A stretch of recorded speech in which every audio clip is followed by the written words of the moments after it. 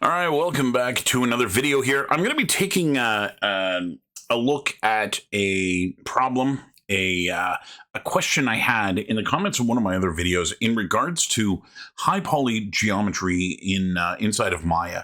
So in my videos, I use two different approaches to creating high poly topology.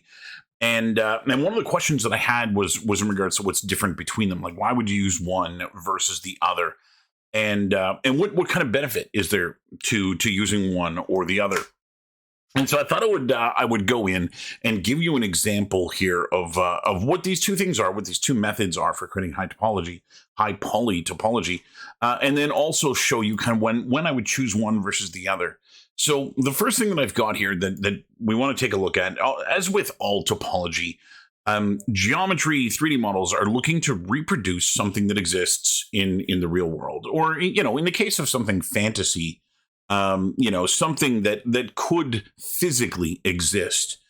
I have here an image of a tabletop, and this is kind of a close up from the side of a tabletop. And what I want to kind of point out here when it comes to this image is, in reality, when you get wood that has been, planed and made to be, a certain size, what you're going to end up with is roundness in the corners. So if you look at the top piece of wood here, and kind of how round this little corner is here. So there's obviously some sanding going on, right? And this has been smoothed out so that it doesn't injure someone, right? It doesn't actually cut your hand when you're sitting at the table. To a lesser extent, the same thing is going on here. You can see that this one is beveled quite a bit and sanded down quite a bit, and this one is only just slightly so. And then to an even lesser degree, there's some of that going on down here. Now, this board, they're probably not really paying attention too much to people's hands and where they go. This is just the nature of how wood is shaped. You're going to want to sand it so you don't get a hard edge. Now, that hard edge is the essentially the crux of which system you're going to use and when you would want to use one versus the other. So if I bounce on into Maya here, and I'm just going to create a cube, we're just going to keep things really simple, and we're going to create two cubes, and we'll do technique 1 on one cube, and we'll do technique 2 on the other cube. So I'm just going to darken my material here so that we have a little bit of an easier time seeing our topology in terms of the coloring here. So then we're not dealing with that light gray. And I'm going to high poly these. If I go and hit 3 on my keyboard here, we'll get, obviously, these things contracting down into sphere-like shapes. So on the first one, the one on the left, we're going to use the first technique, which is to use the edge creasing tool. So here I'm going to go to Mesh Tools, and I'm going to go to Crease Tool, and then I can use my middle mouse button to click and drag to the right. Okay, so this is going to create a high poly version of that cube. Okay, I'm going to go into this one, and on this one, we're going to use the opposite technique. So on this one, I'm going to grab all of the edges, and I'm going to go into Bevel. And I'm going to bevel those edges. So I'm going to add 2 segments, and I'm going to take the fraction, and I'm going to bring the fraction just down a little bit. Something like that. In fact, I may want to add even yet a third piece here to this.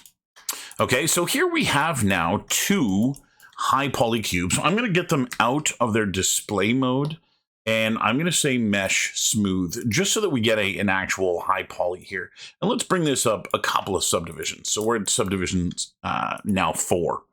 Once that's done, the crease tool is no longer doing anything on this edge. So I'm going to go back to the crease tool here, and we'll just remove the creasing.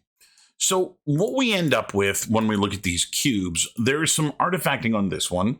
That artifacting is coming from the fact that there was no smoothing on this.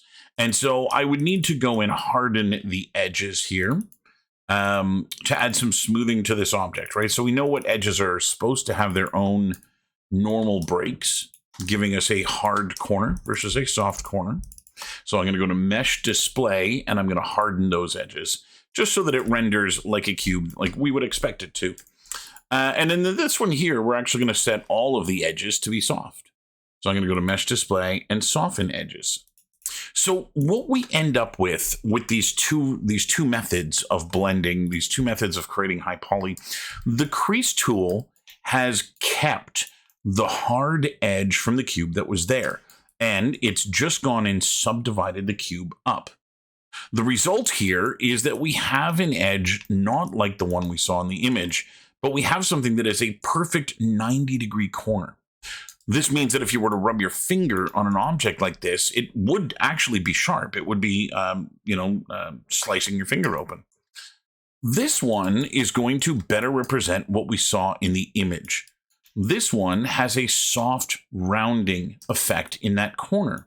Now, the amount that I beveled is what's determining whether or not that soft amount is like the first corner we saw rather large, the second corner that was kind of medium, and the very last one very small. So this is a little bit more physically accurate. It's a little bit closer to what you would get in real life. And that's really when I would want to choose one of these things versus the other. So if I were making a piece of armor or something like that for a character, pardon me, I would want to make sure that where that armor is supposed to be rigid versus where that armor is supposed to be soft would really be represented by the way that I do these edges. So I would want to make sure that, I am doing this in a way that represents reality. And again, if you're doing a fantasy game or you're doing something like that, like obviously there are things there that are going to be not based on reality.